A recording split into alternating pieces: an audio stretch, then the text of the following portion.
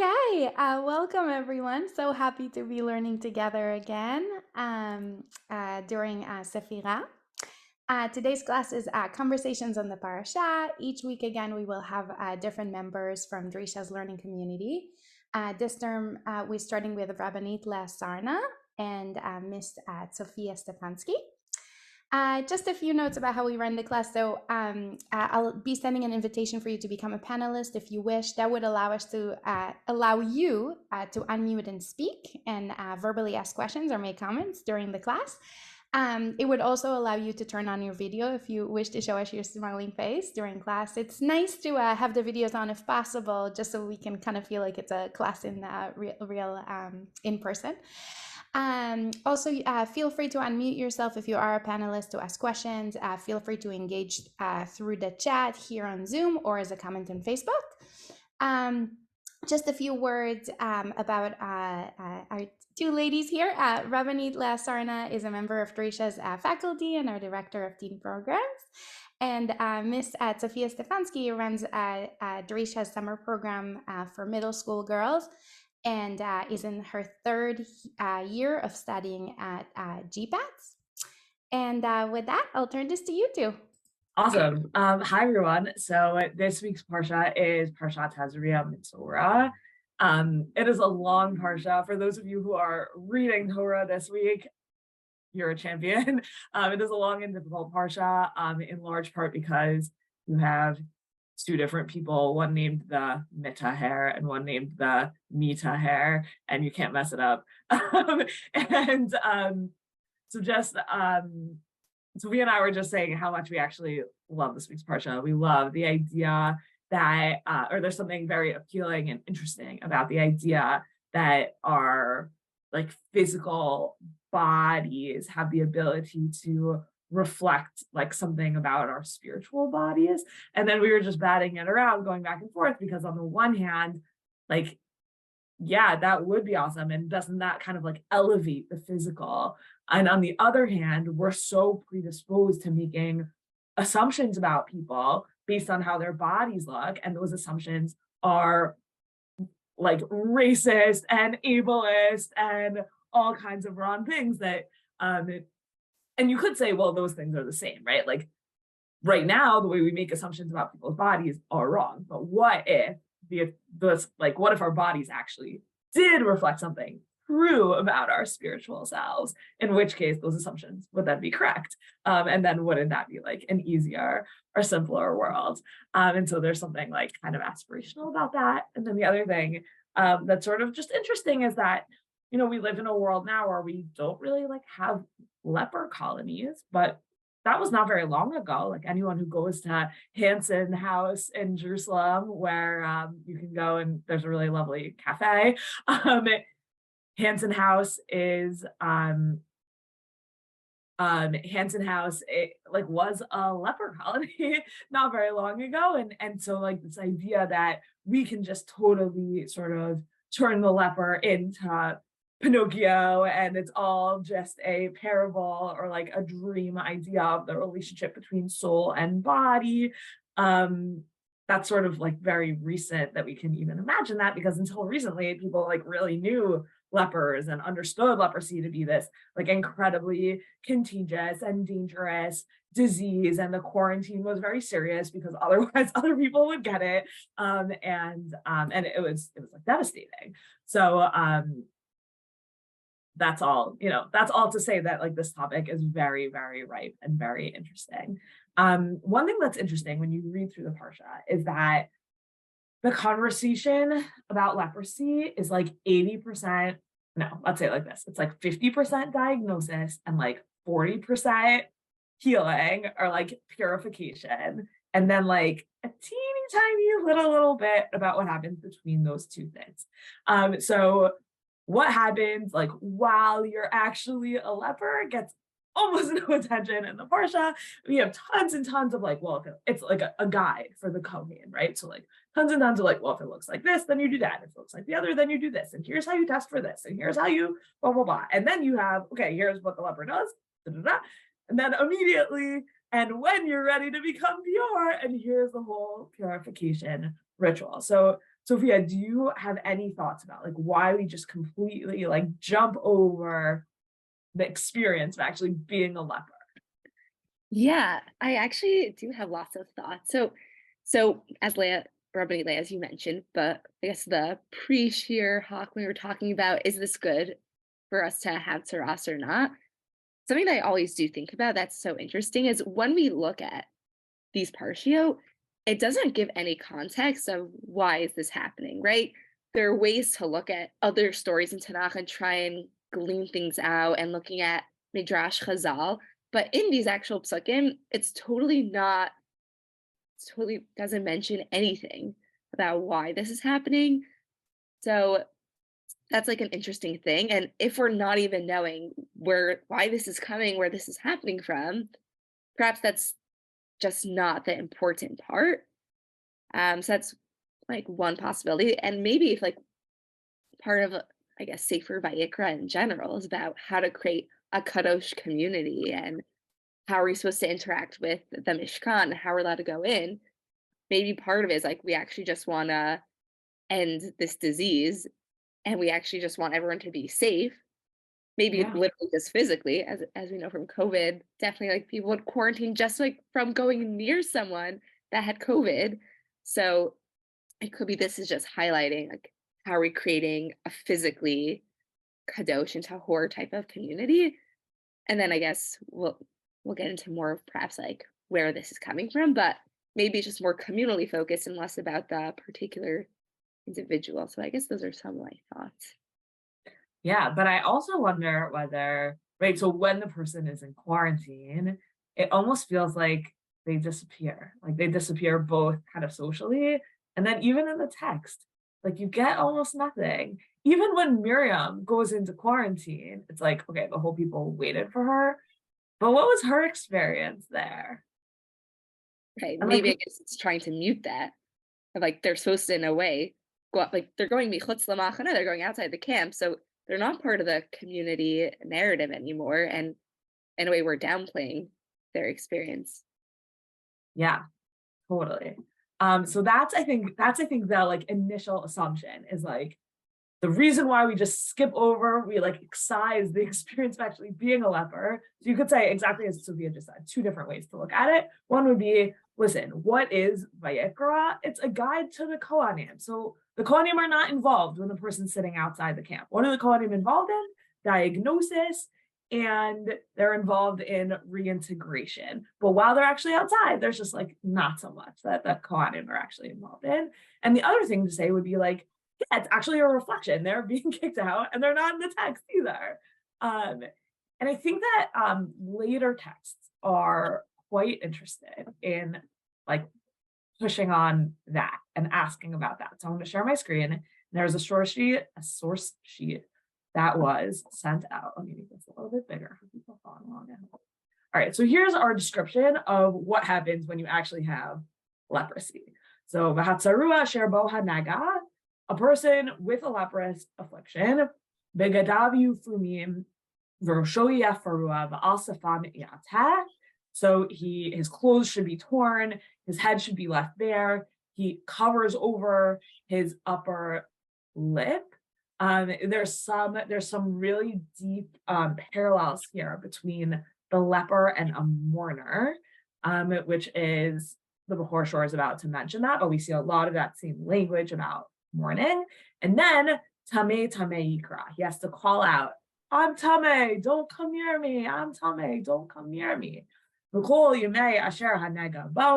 long as the disease is on him, Itma Tamehu, he is still unclean.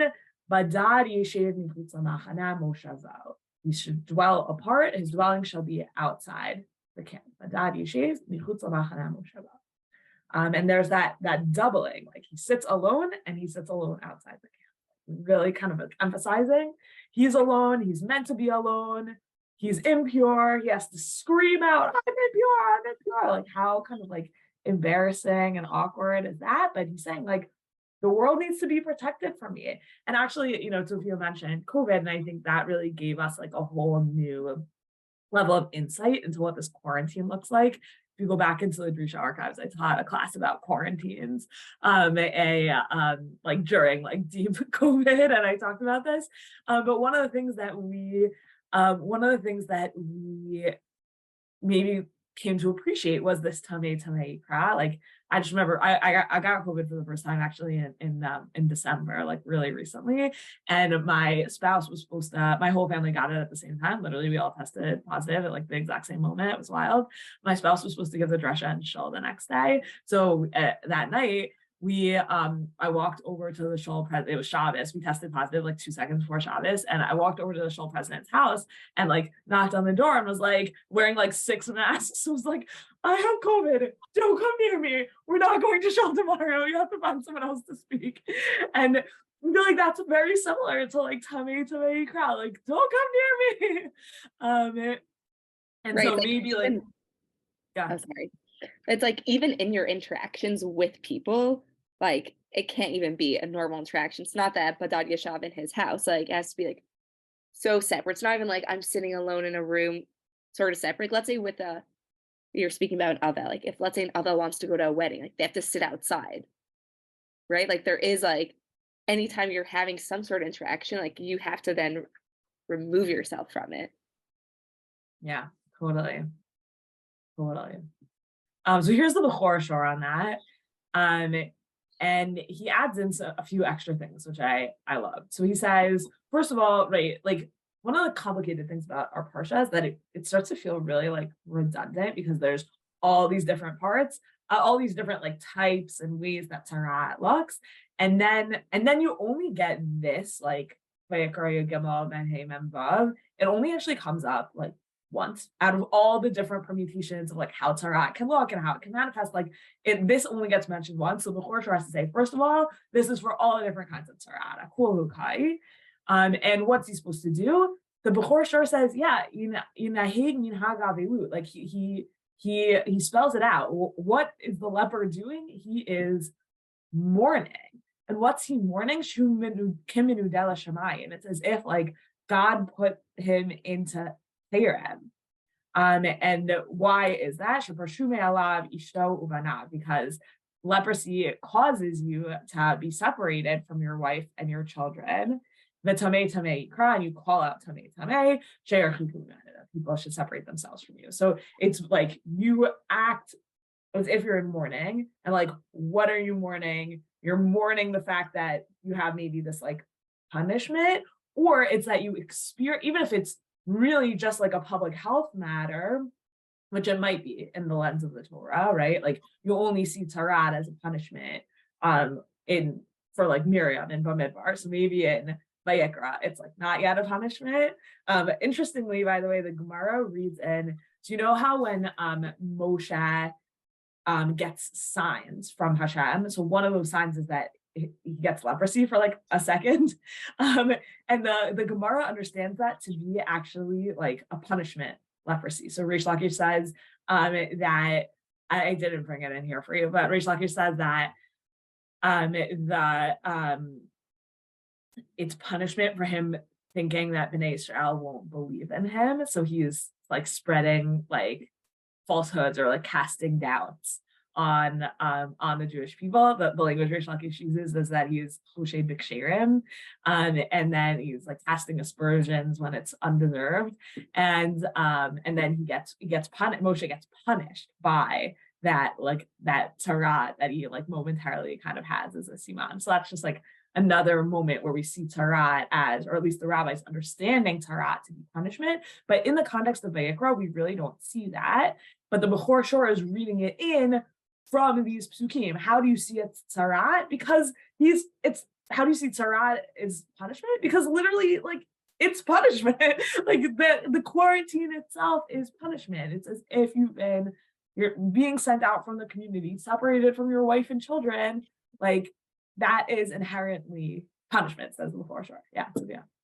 But I wonder if, in a way, there could just be different, like you mentioned perhaps that with the Miriam story, we're seeing that it was some sort of punishment and maybe it developed later. But I just even wonder if there could be different types of tzara and different functions, right? Because when it speaks about negei batim, when your house gets some sort of tzara, I'm pretty sure Rashi there says like, oh, this is a positive thing because then they have to break down the walls. They find all these jewels that the other nations had.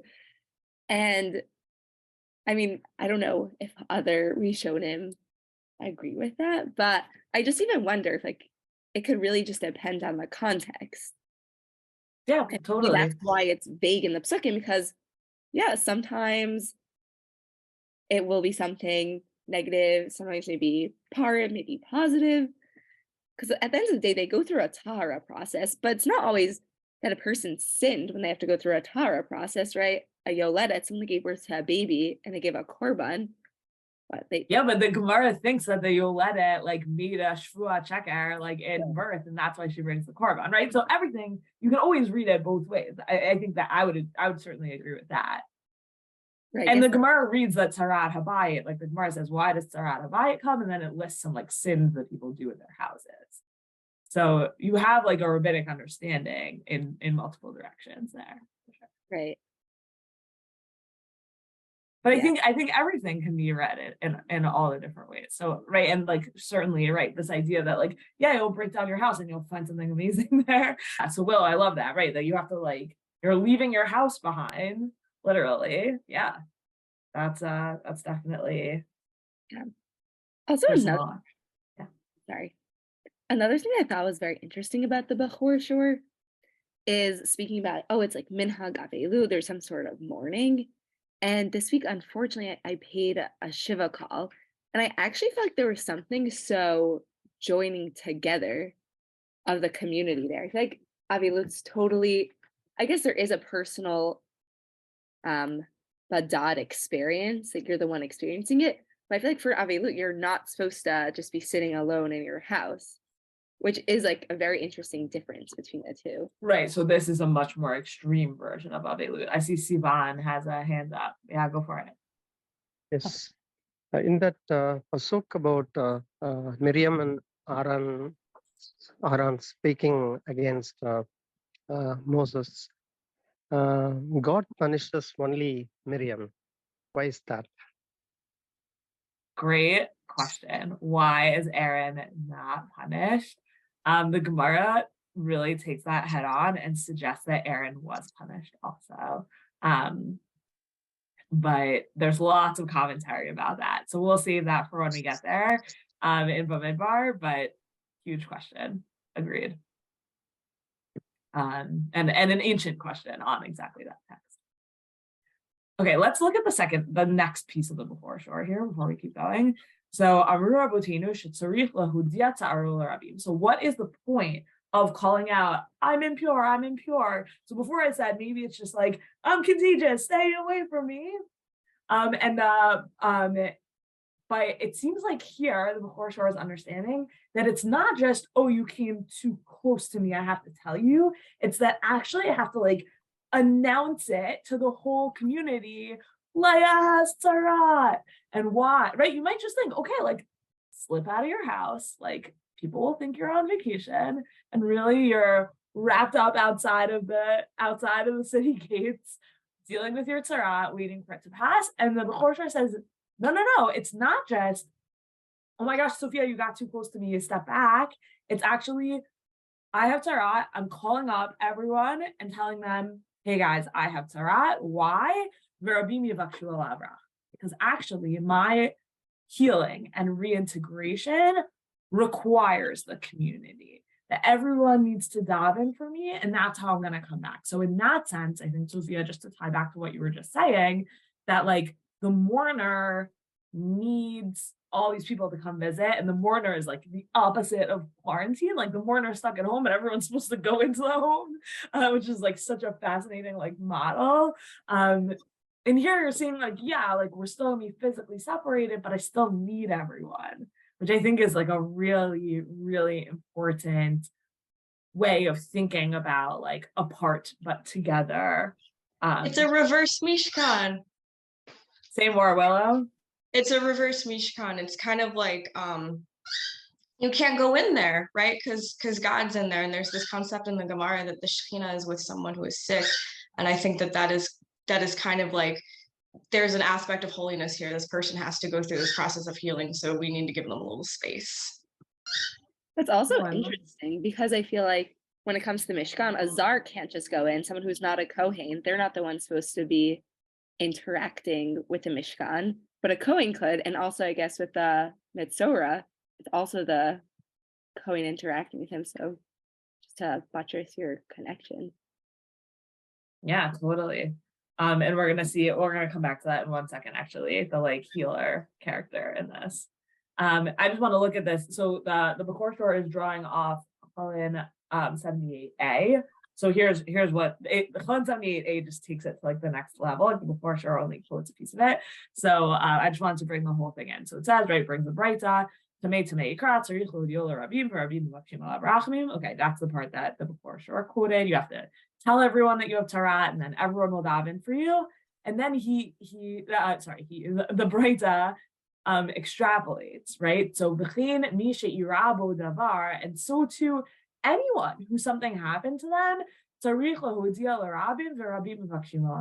you actually, something bad happened to you, tell everyone you know so that everyone can daven and rally in your support, which I just think is such a cool, like, we kind of know culturally that is often a thing that happens in our community, that like, I don't know, something terrible happened to someone, illness, death, financial stressors, like all kinds of bad things can happen to people. And that one of the real like values of Jewish community is that we all kind of stroke together in those situations. And here's where you really see like the Gemara kind of giving language to the like where the onus lies for that based on our Parsha. So you might have thought, oh, like I happened to notice that something bad happened to Tzophia. Let me call up Willow and Anne and Sivan and Evie and tell everyone about it. No, it's actually on Tzophia to say, Leah, this terrible thing happened to me. I need you to daven for me. Which is just kind of like an interesting like flip in the dynamic. Right. Especially I feel like the Metzora is so far removed, right? Because Metzora is Michutz Lamachane, which makes it even harder for the people, meaning that I guess you can't be like, oh man, why didn't the community come out of the camp and we're mad at them? But really, Metzora, you were in the situation, and once an opportunity comes, you're the one that has to, I guess, do that reaching out. Yeah. But it's also then like, I also like that the onus is on the person instead of, let's say, especially with Metzora, you might have thought the onus would be on the Kohen, right? That the Kohen would like diagnose, and then that the Kohen would also maybe be involved in the healing process, right? Like if I go to a doctor and the doctor said, like, spends however long, right? 2 weeks, let's imagine, right? Diagnosing my disease. And then they just say, okay, like, here's your disease. You have to leave the hospital immediately. I would be kind of annoyed, right? I'd be like, I came to you for a reason. Like, get me into a clinical trial, or like, tell me what medicine to take, or like what I'm supposed to do about it. So there is like this other interesting thing about like what is the role of the healer here. Like you totally miss out on that. So that's why I'm bringing the Miriam story in a very limited capacity. Right? Sivan already asked a really great question about the Miriam story. And I'm just going to like exercise my power as the leader of this to say, I'm bringing the Miriam story only for this one piece. So, but just so that people have a sense of just what we're talking about. Sivan, I see you, but hang tight. So in the Miriam story, we have Miriam and Aaron speaking against Moshe because of the Isha Kushit. Who is the Isha Kushit? So many different options. We're going to breeze right through it, right? But there does seem to be like a punishment. So right, Hashem comes down, Hashem and God comes down in a cloud and stands Petach HaOel at the entrance of the tent and calls out Aaron and Miriam, and they both go out. That whole thing is also super interesting. It's like a total reversal of what normally happens, like who's inside the tent, who's outside the tent. That's also like totally fascinating. And then he says, Moshe is like way better prophet than you. Okay, fine.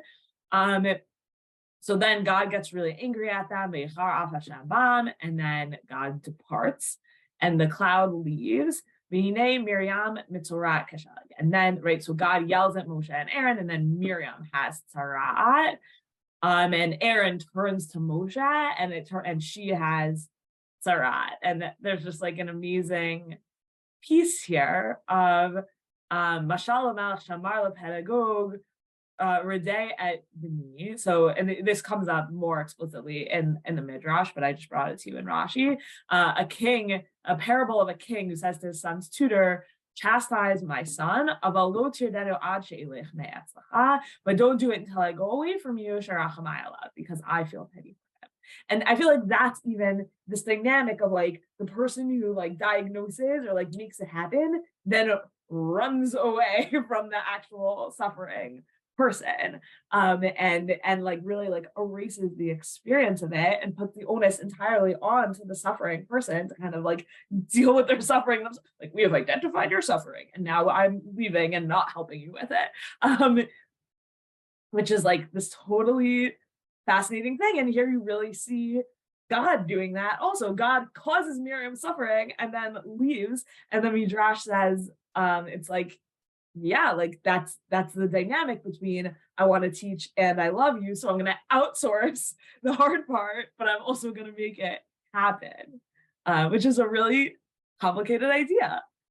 When it says Sherachamaya love, does that mean that I have so much mercy I can't watch you be in this pain, so I need to run away? Or is it that I have mercy on you and I want to help you, and this is the way for you to get proper help? I think okay, it's like proximal to Ad She'elech Me'atzlacha. So I think like the simplest read is, why am I leaving? Because I have mercy and I can't stay to watch. But I think it's a creative read to say, I have mercy on you and that's why you have to have this punishment. Because if we're just trying to put all the onus on the person, and like, then I feel like it could really be a great read of, wow, and God's leaving, so to give you that opportunity to put it on you. But if it's that God can't stand watching you like this, then why is God making this person so far away from everyone? If anything, support them. And yeah, against that, what God's feeling.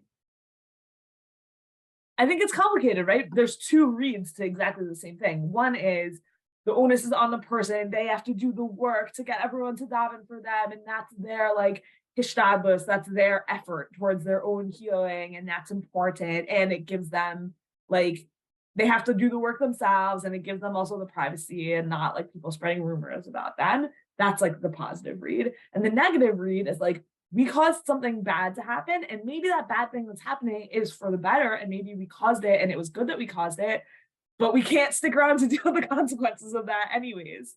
And right, I think Rashi and this Midrash, I think it's meant to be critical of that. I think it's like, why did God leave? Good, you love us so much, but like, it's kind of irresponsible. And I think it's okay for there to be a little bit of criticism there, because Moshe then comes in and criticizes God, right? So just let's keep going in that sukkim a little bit. And then, well, so first of all, Aaron kind of begs for mercy.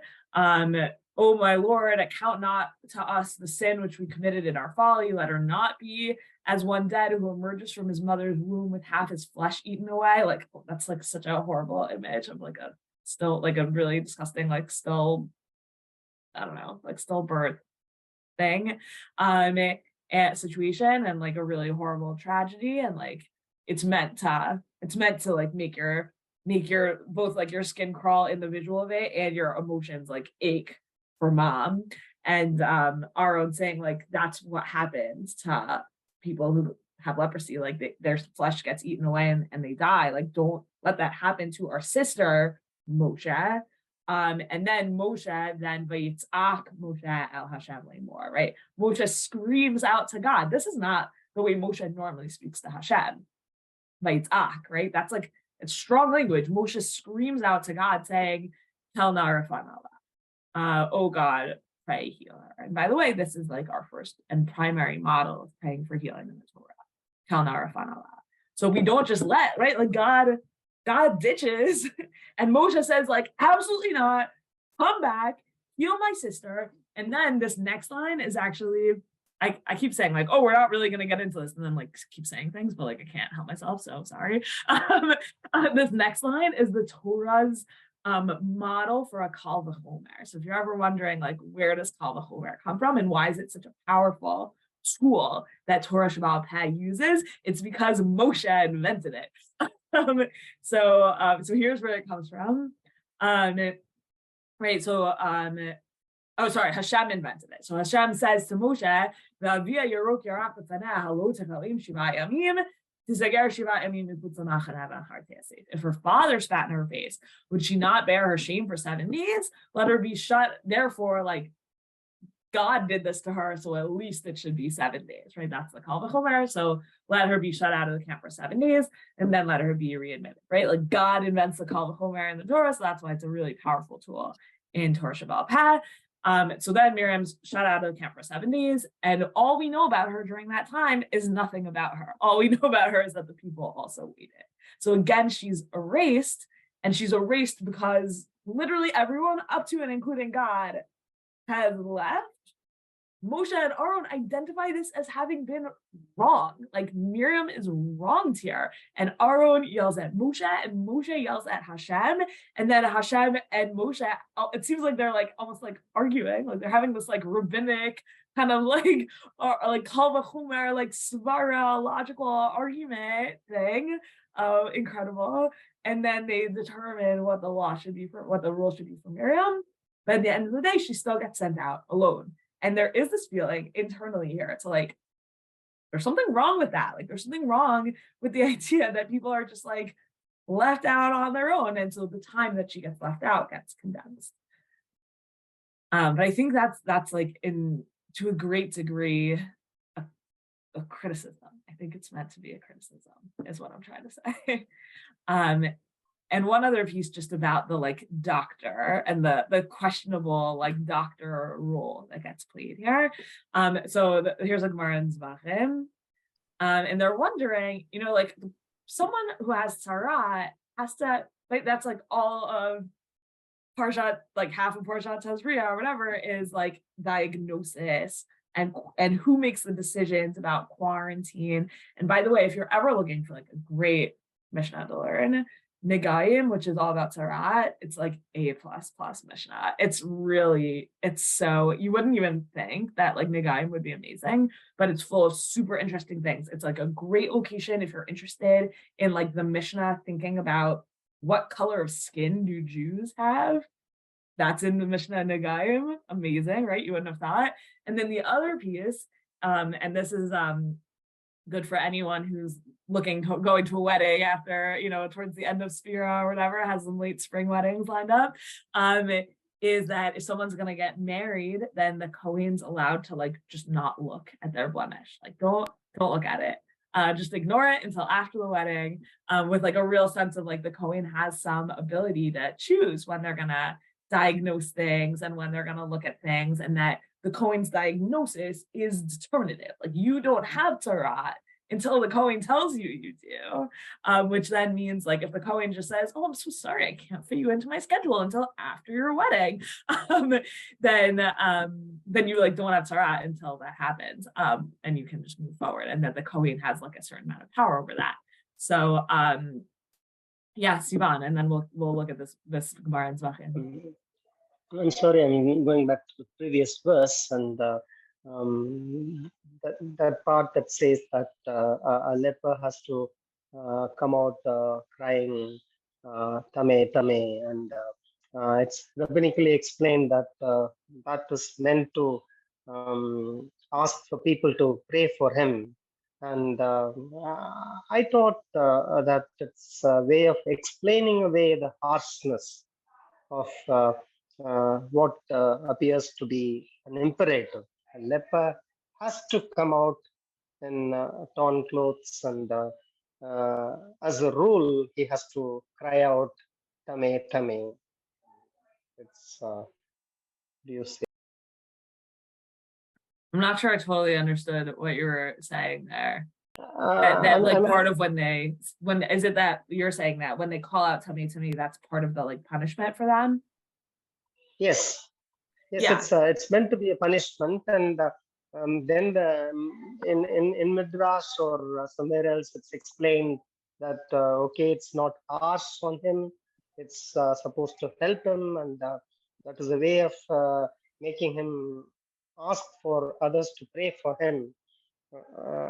I thought that kind of explains away the harshness that Yeah, glosses definitely. over.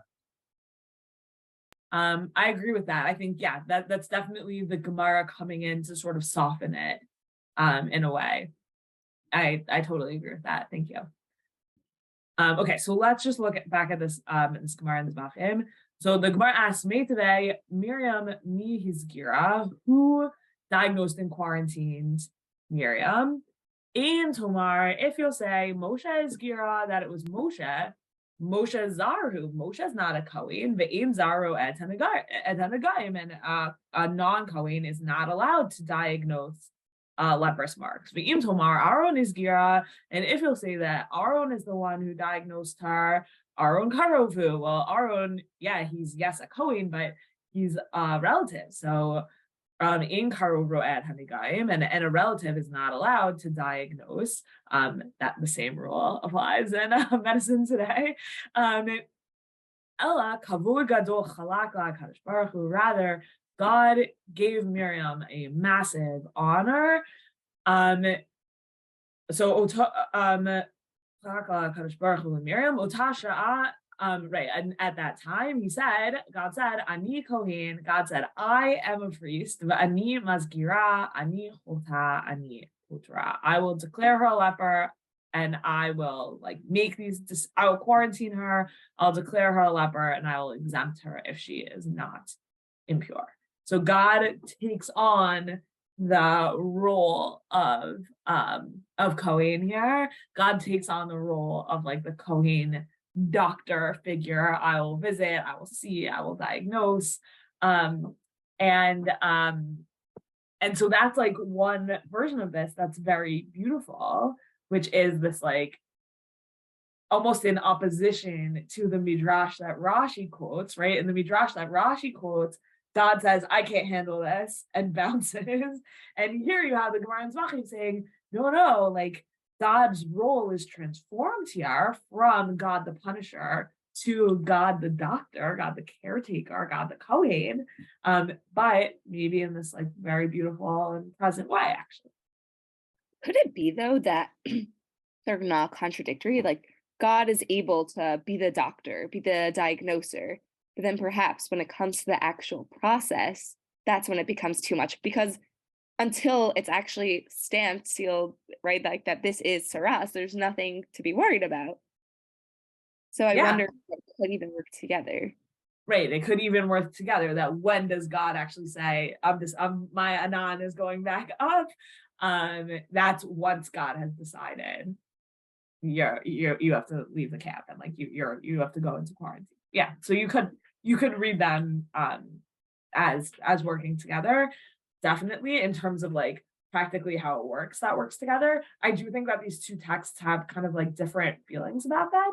Like this, the Gemara in Zvachim feels very like God is intimate, caretaker, loving, and the Midrash is God as loving, but not God as caretaker. God as like loving, and I'm taking care of you in the bigger scheme of things, so I'm teaching you something. But like, am I like in the room with you holding your hand? Like, no, I'm not. I'm not there at all. I do think they have like different vibes, but you are right in saying that they could technically work together. Yeah. Also, I wonder if this is supposed to be a pair. The Gemara says that Chalak la Hakadosh Baruch Hu Miriam, right? It sounds like God. Ella kavod gadol chalak la Hakadosh Baruch Hu Miriam. It sounds like God is giving this honor by being the one to help start this process. Sounds like a positive thing. And I don't know if this Gemara is meant to be like Miriam's the one that's deserving of it, but I even wonder if it could be that this is a paradigm for anyone who gets Saras, that really, in a way, it is God who's the Rofeh, who's the one that starts the process. And there is something positive about that, to be able to start this process, to maybe go through it, to end up getting better. And let's say when it comes to Birkos Kohanim, we think that it's a debate. Like maybe Kohanim were just the shlichim of HaKadosh Baruch Hu, just like, because it's not a real thing until it's sealed. And in a way, there is something positive about being able to start this to get better. Right. And that until it's actually like declared, you're like diagnosis is the first step in a healing process. And and we keep saying like going back and forth about like, okay, like you diagnosed me and now you've left me to die. Like, thanks for the diagnosis, guys. But you could say like, no, the diagnosis is the first step. And then like the Kohen is involved because like who decides that the Tarat has gone away? How are you supposed to know? Clearly someone's going in, checking on you, involved while you're mifutz lamachana also. So it's actually, they are kind of more involved in the healing process. So let's look at two narratives now, one in Malachim Bet and one in the Gemara in Sanhedrin, about lepers who are like in their leprosy state. So not being diagnosed, not being healed, they're full on outside of the city, lepers. And we're going to see that starting with Malachim Bet, we have this trope of lepers as saviors, which is really interesting because if you were just reading the Psukim in the Torah, maybe with like the coloring of the Miriam story, you might think like, what are lepers doing out there? Like they're castaways, they have to like distance themselves from society, they're sick, they're all that. And then we have this other trope that works against it that says, actually, the lepers they've been maybe like ditched by other healers, and therefore they become healers themselves, and therefore they become saviors, and they become people who are capable of healing others because they were left out there alone. And that means that now they're ready. They've learned how to heal themselves potentially, and they're ready to now heal others. So we're going to see that in two sources. So here we are in the days of Elisha the prophet. You have 4 lepers who are sitting outside the gate. And they're like, oh, and there's a huge scarcity of food because there's a big siege against the city, by Aram. So, and the lepers are saying, right? Like, we're just going to sit here until we die. Like, that sounds terrible. It's really bad being a leper, and it's really bad being inside the city now. Like the previous psukim describe like parents eating their children. Like that's how bad things are at this time. And we've had a lot of like dead babies so far today. I'm so sorry. And then so they say, right, the lepers say to each other, what are we supposed to do? If we go to the city, even Amarnu Navo Ha'ir, Varav Ba'ir, so there's famine in the city, and then we'll die there. And if we stay put here, then we'll also die. So what should we do? Let us go out and go to the Aramean camp. Then maybe there's a chance, right? Maybe the Arameans will let us live, and then we'll live, and that'll be great. And if not, then they'll kill us and we'll be dead anyways. And all the options lead to death. So we might as well take the risk. That's what the lepers say themselves. So they go out the Neshech at twilight to the Aramean camp, and they go to the edge of the camp and they see Vine Ein Sham Ish. And how is that possible? There's no one there. How is that possible? And then the Psukim and Malachim Bet describe what had happened. Hashem had caused the Aramean camp to hear a sound of chariots and horses, the din of a huge army, and the Arameans all fled. They said, oh wow, like the Israelites must have amassed allies who are coming for us. We are not strong enough for this sound that we're hearing coming our way. Let's run away. And they left all their stuff. They just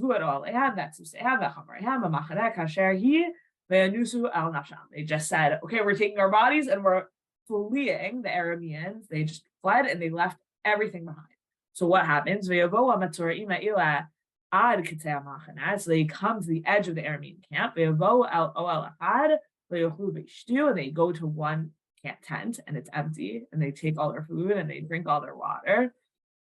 And then they take silver and gold and clothes and they start to go and hide it. They're like, all right, we found this one empty camp. We'll like eat their food and we'll take their stuff and we'll hide it. And then they go to a next tent and they do the same thing and they're just like hiding the stuff. And then and their first instinct is like, we've been left alone by everyone. Let's just take care of ourselves. Let's just get rich off of this. Like, we were exiled. We don't care about anyone else. And then they say, actually, what we're doing is wrong. Which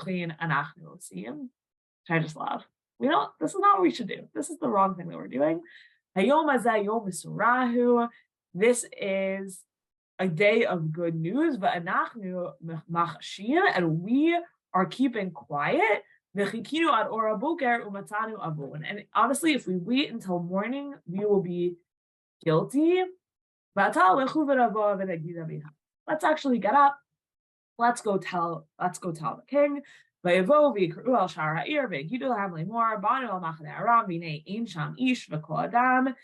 say they go to the outskirts of the city. They go to the gate of the city, and because they're still lepers, they're not allowed in, and they still say, we went into the Aramean camp. There is nobody there. There's no people. We didn't even hear people. All we saw were animals tied up and tents left the way they were. And the shoarim, the gatekeepers, call ve'agidu bein habalach pnima, and then it gets passed on to the king's palace. And the very next day, there's food yet again in the city of Jerusalem, and everything works out well. And what you have here is, of course, God is saving the people because God caused the Arameans to flee. But who is like the conveyor of that information? Who found it out? And then who did ultimately the right thing in not only saving themselves, but saving everyone else? The lepers. And that it was actually something about their desperation that caused them to go to the Aramean camp and then find out that they had all been saved and then spread that news. So I'm wondering whether you have ideas or thoughts about like, why is it that it's the leper who is that like tool here? So interesting. Yeah. So Sivan, you also mentioned that about lepers becoming healers. So please elaborate. So I guess we're going to do that right now. I wonder if, like, in a way, God feels like he has so much rachamim on the Metzoras, people who have tzara, that he's like, I can't bear to watch this, and then leaves. I wonder if so, in a way, like those that are downtrodden and alone, God wants to help them in the ways that he can, and maybe this is like a way of kindness to share to them. And now this has given them an opportunity in a way to, besides being given support, but now they're able to, in a way, redeem themselves for some reason they had to leave the community, but now they're able to maybe go through this process. Like now we could start this process of re-entering the community in a better way. Does anyone else have thoughts?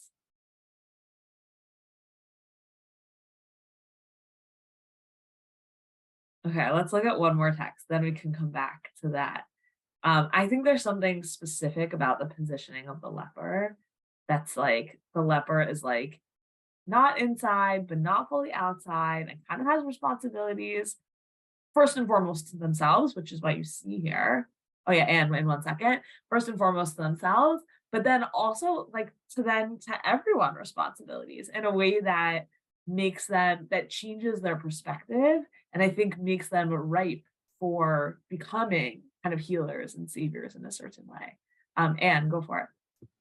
Well, I was thinking from the perspective of the city itself, because they're on the outside, they're in a position to reflect differently on the bankruptcy of the malchut, the kingship, or the government being capable of doing.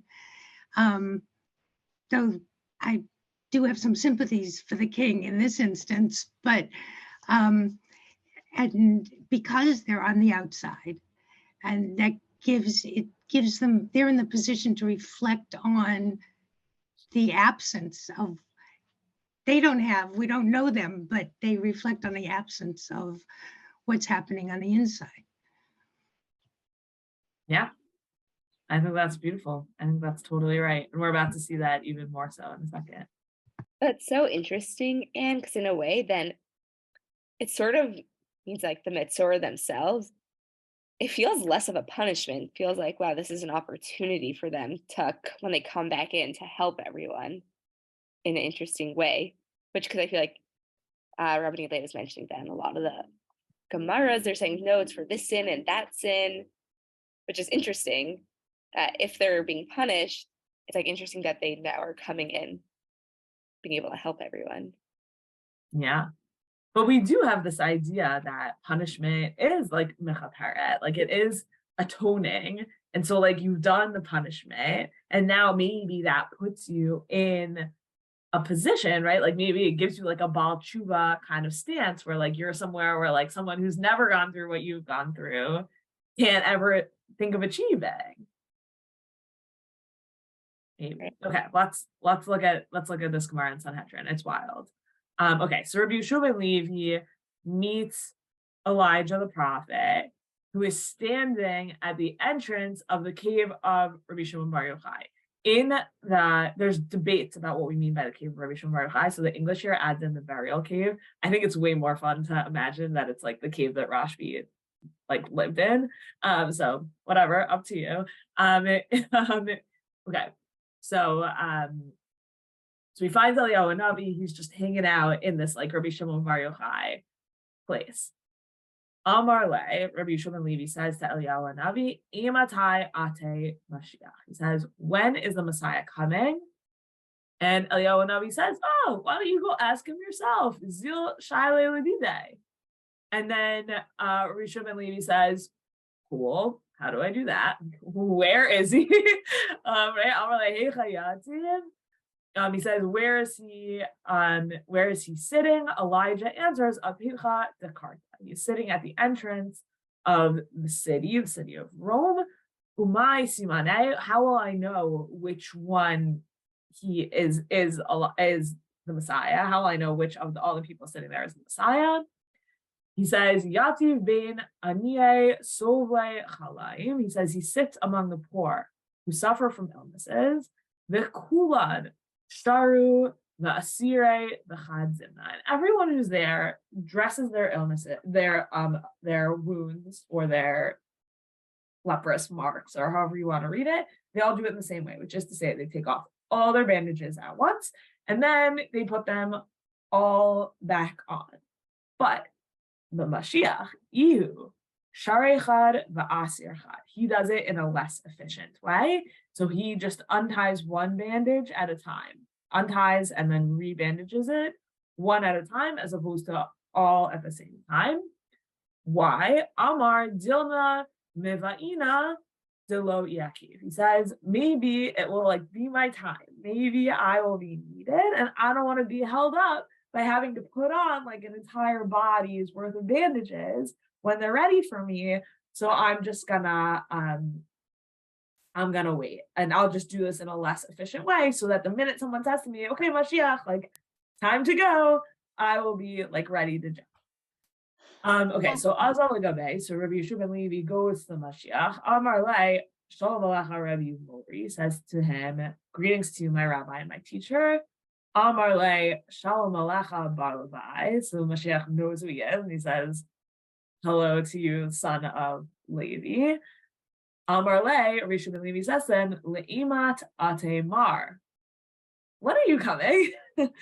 Amar le, Hayom. Mashiach said, I'm coming today. Rabbanit Sarna, we have a comment from Sivan in the chat. Do you want me to read it to you? Sure, yes, please. Okay, so Sivan said, healing is a spiritual process. If a leper transitions to be a healer or so, if he wishes, how would he perform this spiritual act of healing from a state of ritual impurity? Even otherwise, how does he acquire the merits and skills of a healer, conferred on him or by extraordinary act? Okay, let's hold off on that for a second. Let's finish the Gemara here. Good question. Ata legabe Eliyahu. So Rabbi Yeshua ben Levi goes back to Elijah. And Elijah says to him, my Amalach, oh, like you met Mashiach, what did he say to you? Amalei, He said to me, Shalom Aleichem Bar Levi. He said to me, greetings to you, Bar Levi. And then Elijah says back to Rabbi Shimon Levi, he says, wow, he just guaranteed that you and your father will have a portion in the world to come. But Rabbi Yeshua ben Levi says back to him, Jukuri kashakarbi. Wait, hold on, I have a question. He says, Eliyahu, the Mashiach lied to me. The Amarli, because he said to me, Hayoma Atina, he said, I'm coming today, Velo Ata, and he didn't come. I'm so mad. Mashiach, I found Mashiach. I said, when did you come? Mashiach said, good question, I'm coming today. He didn't come. So how does Eliyahu Navi respond? Hachi Amar Lach, you weren't listening, right? This is what he said to you. Hayom im bekolo tishma. Today, if you will listen to God's voice. So it's today, conditional. Every day, Mashiach is coming. Every day, Mashiach is ready, sitting at the ready. But he will only come if we im bekolo tishma, if we are ready to listen to God. So there's so much of interest in this story, and we could have spent our entire session on it, but I'm interested just in this idea that the Messiah sits amongst the poor who have illnesses outside of the gate. So the Gemara doesn't say explicitly that this is leprosy, but certainly among the poor people who are sitting outside the gates would have been the lepers, and that's exactly where, according to the story, the Messiah is found.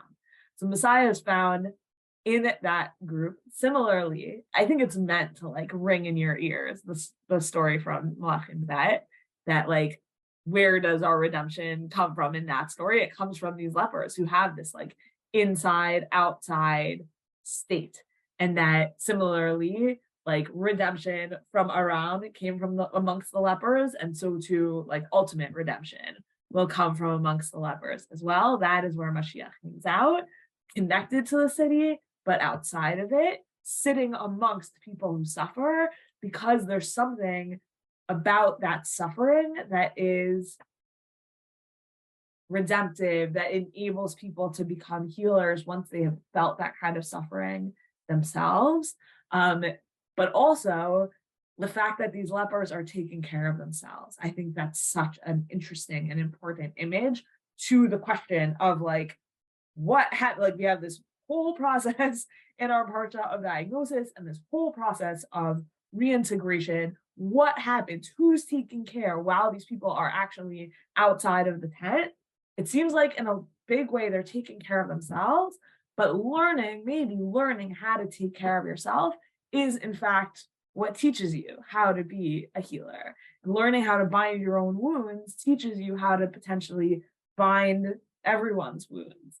And does that mean, that doctors should just say, yep, now I just diagnosed, and after that, it's up to you? Like, no, definitely not.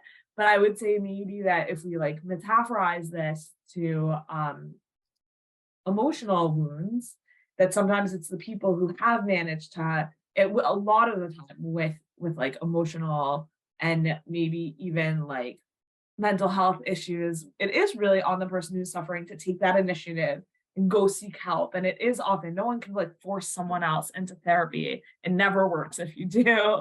And it really often is on the people who are suffering to take that first step and to do work towards their own healing. And the truth is that almost all healing involves hard work. That's the difference between someone who actually does their physical therapy and someone who doesn't. But once you've done it, and once you've learned how to heal yourself and learned how to tie your own bandages one after the other, then you're ready to look around and help other people and maybe society as a whole tie our bandages too. And I think that these texts can, in a certain way, give some hope that suffering that we all go through on all different levels can prepare us to be wounded healers. I brought you, you can just take this home with you, but this is by a Christian about ministry, but it's very, very beautiful. So it's a Christian read of this Gemara in Sanhedrin about what it looks like to be a wounded healer, and what it looks like to take our own scars and mobilize them towards the help of other people. And I think, the near silence in our parsha, where we have so much help from the Kohen on one end and so much help from the Kohen on the other hand, but in the middle of it, we have to do that work ourselves, and the person's really purposefully left alone, and alone maybe to mobilize help on their own behalf. Call all your friends, tell everyone, talk to people, have them pray for you. But at the end of the day, you have to fight through. In the middle of it, you have to fight through it on your own. And that's what's going to turn you into the type of person who can then work towards redemption and work towards the healing of others. And that's where Mashiach is sitting. That's where salvation really comes from. I think there's something like deeply and profoundly true there. A very hard lesson, a very lonely one, a very difficult one. But I've never seen it go another way, really. If someone's going to survive something really, really hard, they have to ultimately almost always find it within themselves. And I think that's like a really complicated and really true lesson from our parsha. So Tzophia, if you want to add anything, and otherwise we're 2 minutes over, sorry. Yeah, no, I think that is extremely powerful. And I think there's something very true with it. Like, there's certain empathy that you can experience in a way that other people might have sympathy, but now you have the opportunity to like really empathize. So the help that you give will be more genuine, and you'll build personal character. I just remember growing up about tshuva, learning how, like, in a way, our relationship with God is a rope. And then when you sin, it gets cut. And then when you do tshuva, it gets tied up again. And then the ropes are even closer. And something about it is like, there is something positive. Obviously, would have been better not to have sinned, but like there is that the silver lining, which is really beautiful. It's like, does anyone want to suffer? Like, no. Like, once that happens, like, it gives an opportunity to rise and redeem. So I really love that. I've never heard that before. Okay. Easy.